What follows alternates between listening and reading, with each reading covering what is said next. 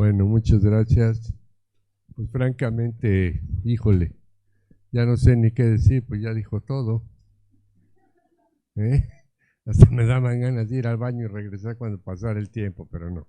Bueno, vamos a dar un poco, y aquí quiero hacer una aclaración, que cuando el doctor me pide que hable sobre Galton y yo consulto sobre Galton, lo único que encuentro relacionado a la genética es que él inicia los principios de la eugenesia al estudiar principalmente a través de la estadística, ¿sí?, el comportamiento de padres y descendientes. Bueno, una de las cuestiones de Galton que lo motivaron es que fue primo de Darwin y a través de la teoría de la evolución propuesta por Darwin, él se interesa y empieza a hablar de el comportamiento, y él quiso en cierto momento relacionar una raza superior. Entonces él empieza a analizar el comportamiento principalmente de la estatura. Y bueno, primero vamos a ver de Fisher. Realmente Fisher, pese a que en cierto aspecto criticó los trabajos de Mendel, él fue el que dio el cambio importante para el mejoramiento genético a través del descubrimiento de los caracteres métricos o caracteres cuantitativos. Él desarrolla la herencia cuantitativa y también una contribución importante que permitió el avance dentro de la investigación agrícola fueron los diseños experimentales. Bien.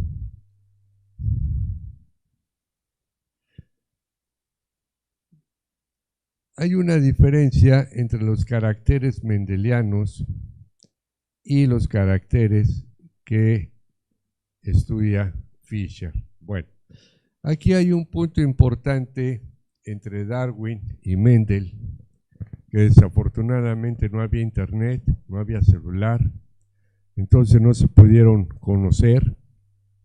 Si ellos hubieran tenido un encuentro, hubieran propiciado un avance significativo dentro de tanto de la evolución.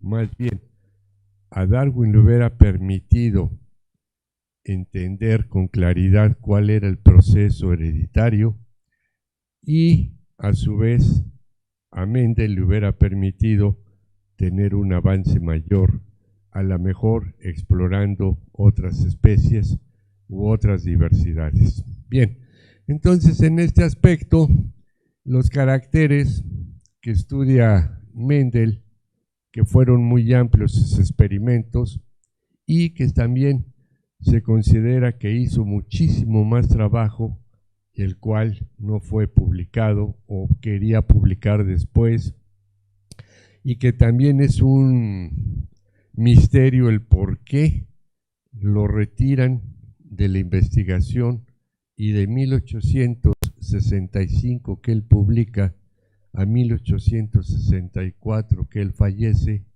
no volvió a hacer un reporte ni a hacer una investigación. Bueno, ahí las malas lenguas dicen que porque contradecía los principios de Adán y Eva, que todavía hay gente que cree que son los únicos seres sin ombligo, ¿sí? Bueno, entonces esto es importante porque en base a los caracteres mendelianos, Fisher va más allá y establece lo que es el comportamiento cuantitativo. Vale también la pena mencionar la intervención de Galton, que él es el que encuentra la regresión, que es la asociación entre dos variables, ¿sí?, y mediante el cual quiere predecir cuál va a ser el comportamiento de la siguiente generación. Y precisamente le llama regresión porque encuentra un comportamiento regresivo en la estatura, básicamente, que fue uno de los principales caracteres que él estudió, ¿sí?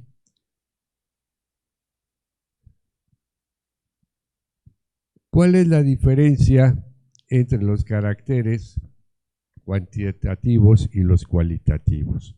Bueno, ahora con el avance que ha habido dentro de la ingeniería genética, si nosotros tomáramos una muestra al azar de semillas redondas, ¿sí?, observaríamos que no todas son totalmente redondas.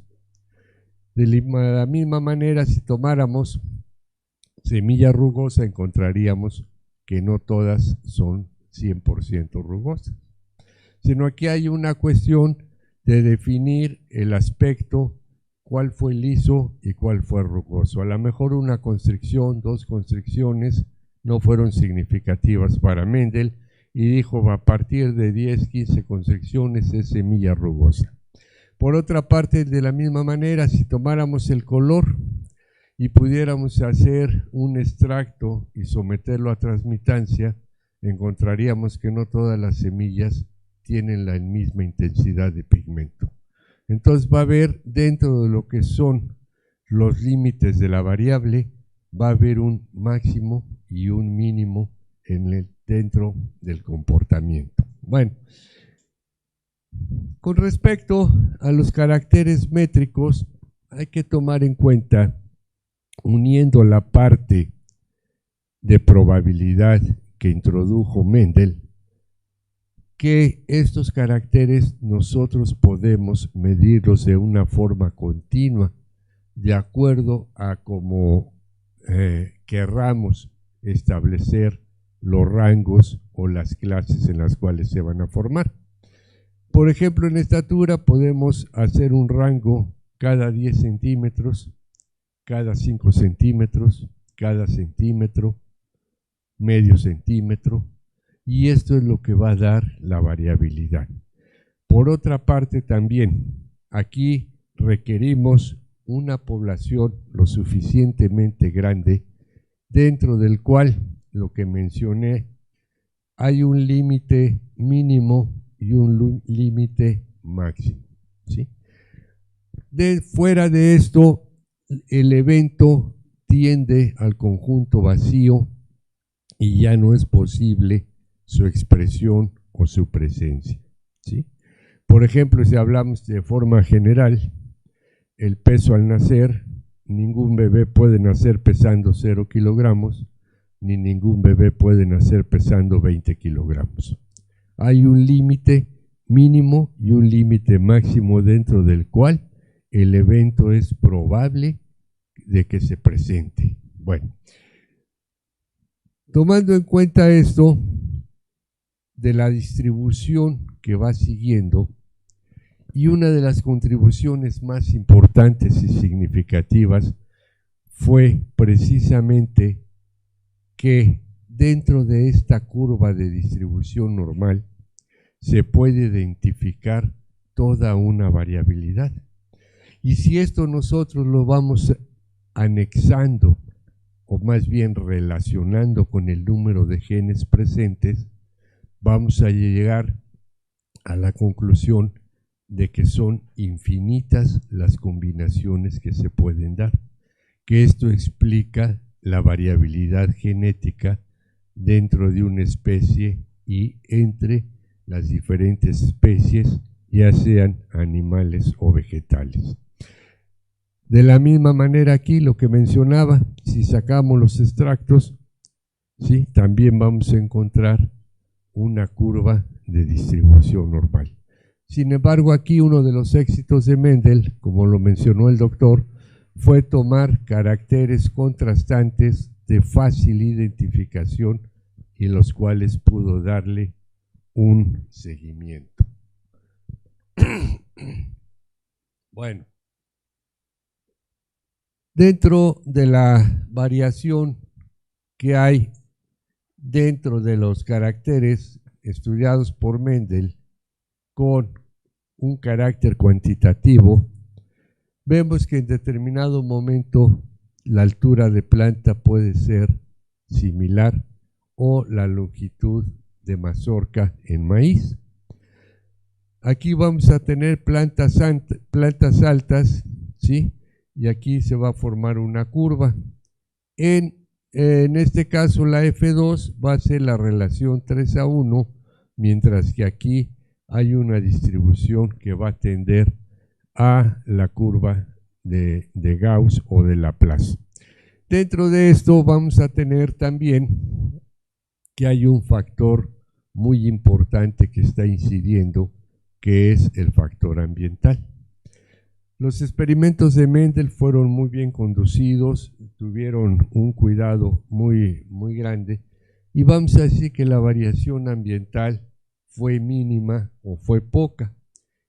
En cambio, dentro de los caracteres cuantitativos, ¿sí?, vamos a ver que el efecto ambiental ya va a causar una modificación.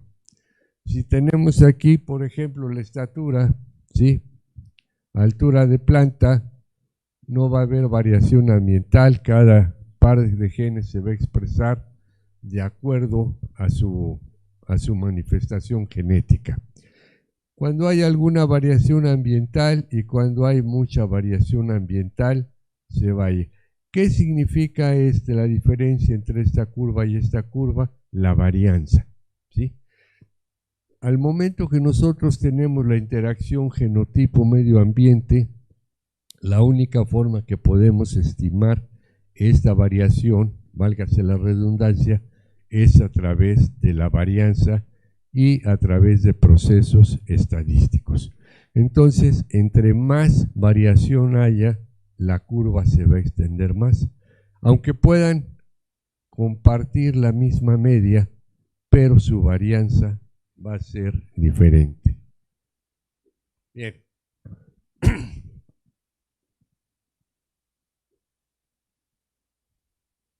Bueno, aquí hay unos experimentos que llevaron a analizar cuál era el comportamiento si un carácter estuviera dado por 1, por 2, por 3 o por más pares de genes, ¿sí? Bueno, en este caso, estos experimentos de Nielsen en 1909, cruzando variedades de trigo, él clasificó como rojo y como blanco. Y lo que mencioné hace un momento, él tomó aquellos granos que tenían una coloración oscura y otros coloración blanca. Entonces, si lo ajustamos a un par de genes, vamos a tener la relación propuesta por Mendel: un homocigote dominante, 2 heterocigóticos y un homocigótico recesivo. Bueno, si ahora esto lo llevamos a 2 pares de genes, ¿cuántas clases se nos van a formar? Bueno, tenemos aquí 2 pares de genes. Este va a ser el homocigótico dominante, el homocigótico recesivo. Aquí la F1 va a ser ya no dominancia completa, sino va a presentar una codominancia, o la manifestación del carácter va a ser en forma aditiva. O sea, cada gen, dependiendo de su condición, llamando dominante al que más aporta, llamando recesivo al que menos aporta, vamos a tener ahora que vamos de los 16 cruzamientos posibles, se me va a distribuir rojo oscuro, rojo medio oscuro, 4 o 4 de 16, 6, 4 y finalmente 1. Entonces aquí ya se va distribuyendo y se va diferenciando la coloración, ¿sí? Bien, si ahora tomamos 3 pares de genes ¿qué vamos a tener?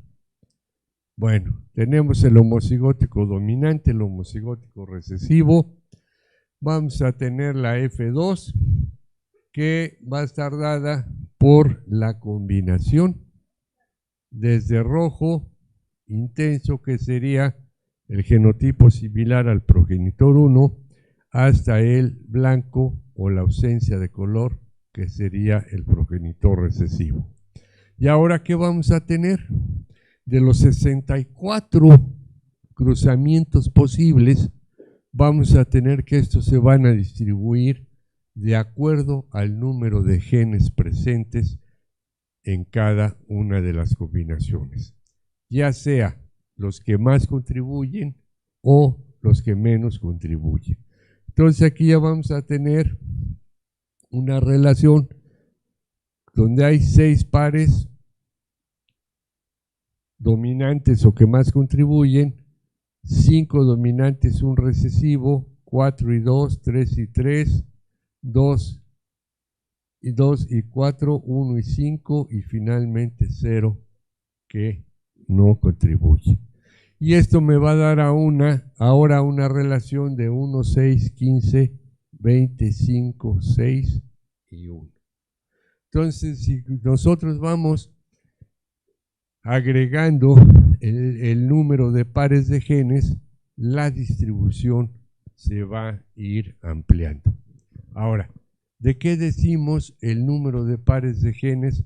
Bueno, de la coloración que se va a presentar y también en determinado momento de cuál va a ser su comportamiento, y también si esto lo hacemos de acuerdo a un aspecto visual o lo hacemos ya de una manera más formal, que podría ser sacando un extracto y someterlo a transmitancia, y ahí podríamos definir cuántas clases están presentes.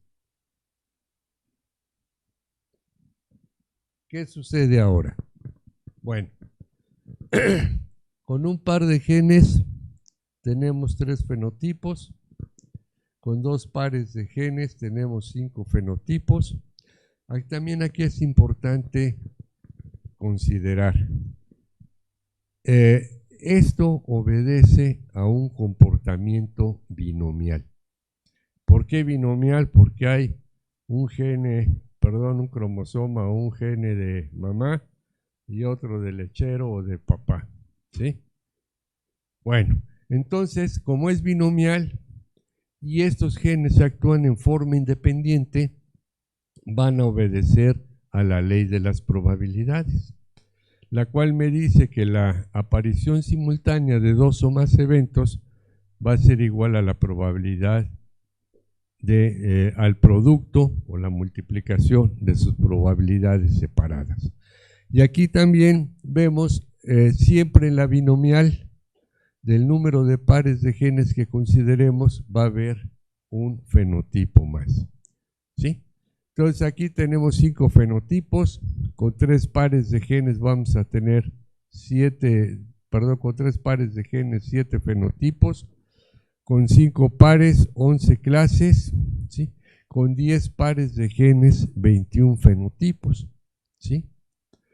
Y también aquí vamos a considerar desde aquel que tiene los 20 que contribuyen hasta 20 que son los que contribuyen en menor proporción, ¿sí? Entonces aquí se nos va a formar la curva de distribución normal. Ahora, si consideramos, y es un aspecto, ¿cuál fue la importancia de la distribución de Galton? Bueno, cuando él se interesa por la herencia, se interesa por ver cuál es el comportamiento, porque él consideraba que podía hacer una selección especial o lo que posteriormente quiso hacer Hitler, la raza superior. Pero bueno, entonces dentro de esto, él encuentra que si hay una serie de aberturas en ambos sentidos y nosotros vaciamos aquí pues vamos a decir una bolsa de canicas, ¿sí? Aleatoriamente se van a distribuir. Una de las cosas o una de las contribuciones importantes es que los eventos que se encuentran con mayor frecuencia son los que van a estar alrededor de la media. Conforme estos se van separando, ¿sí?, la frecuencia va a disminuir. Por ejemplo, si nosotros hacemos un muestreo de estatura, la mayor parte de la población va a estar entre 1,60 y 1,70. A lo mejor encontramos 3 enanitos y encontramos 3 gentes que midan más de 2 metros, ¿sí? Entonces, este es el entendimiento de lo que es el comportamiento de un carácter, que esto fue aportado por Galton y Fisher tomó esos principios para poder establecer la continuidad de los genes cuantitativos, ¿sí? Bien. Por otra parte, esto es una reflexión importante. Aquí puse de 3 pares de genes que ya habíamos visto que era 1, 6, 15, 20, 15, 6 y 1. Y como dijimos que es binomial, ¿sí?, el comportamiento tiene un máximo y se va repartiendo en igual proporción. Ahora, vamos a tener, si yo tengo un par de genes, como son independientes, el número de eventos va a ser 2 a la n. Entonces, si yo tengo 2 genes, voy a tener 4 fenotipos. El homocigótico dominante, los 2 heterocigóticos y el homocigótico recesivo. Si yo tengo 4 genes, voy a tener, o 2 pares de genes, pero aquí ya vamos a hablar de genes individuales. Si yo tengo 4 genes, voy a tener 16 cruzamientos posibles, ¿sí? Si ahora tengo 4 pares de genes, voy a tener 256 combinaciones posibles, ¿sí? Entonces de aquí ya empezamos a dimensionar lo que es la diversidad genética, lo que son el número de combinaciones y cómo se van incrementando. ¿Por qué? Porque el otro par de genes se tiene que combinar con los de 4 genes y con los de 2 genes. Y es lo que hace que el número de eventos vaya creciendo en forma exponencial. Si tenemos 5 pares de genes, vamos a tener 1024 combinaciones posibles. Si nosotros consideramos un campo donde estamos analizando, queriendo seleccionar, ¿sí?, este número de combinaciones va a ser importantísimo para entender y comprender la diversidad genética, ¿sí? Bueno, con 9 pares de genes, que serían 18 genes, voy a tener 262.144 combinaciones.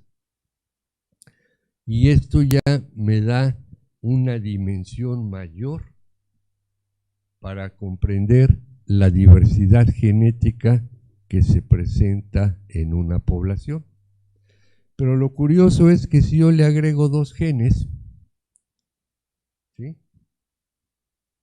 voy a tener 1.000.000 de combinaciones posibles, ¿sí?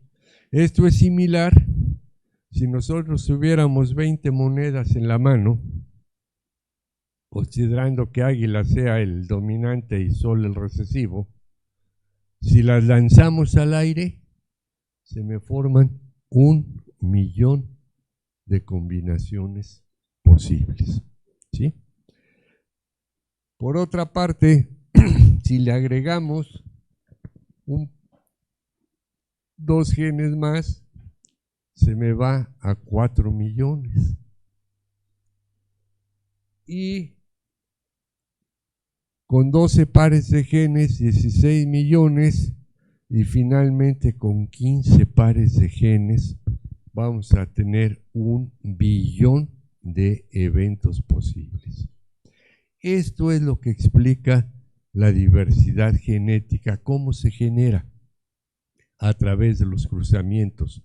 A través de los cruzamientos en poblaciones bajo apareamiento aleatorio, ¿sí?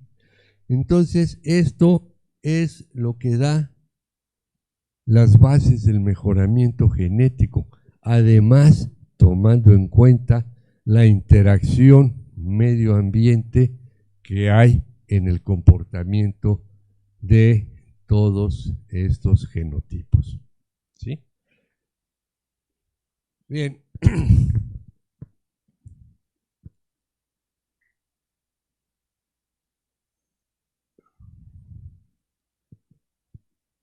Esto va a explicar el por qué a partir de un ancestro, a través de cruzamientos, se fue estableciendo la diversidad. Tenemos aquí ya una diversidad en color que se debe al genotipo, pero también puede deberse a la presencia de los genes saltarines, ¿sí? Bueno, mazorcas de maíz, pues la amplia diversidad que hay en tamaños, formas, colores, y estos son poblaciones heterocigóticas y heterogéneas. Si ahora nos vamos a una población de frijol, también vamos a tener una amplia diversidad genética, pero son homocigóticas y heterogéneas. Luego, si tenemos otro ejemplo de heterocigóticos, de alógamos, es la calabaza, que nos va a dar poblaciones heterocigóticas y heterogéneas, y finalmente vamos a tener la amplia diversidad de chiles que tenemos y que son poblaciones homocigóticas pero heterogéneas. Bueno, ¿qué conclusiones podemos sacar de aquí? Que los genes involucrados en los caracteres de interés agronómico y pecuario presentan herencia cuantitativa y con efectos aditivos. De acuerdo al comportamiento binomial de un par de genes, la diversidad genética que se genera es directamente proporcional al número de loci involucrados. Todos los caracteres cuantitativos se ajustan a la curva de distribución normal, ¿sí? Y gracias por su atención. Si hay alguna pregunta.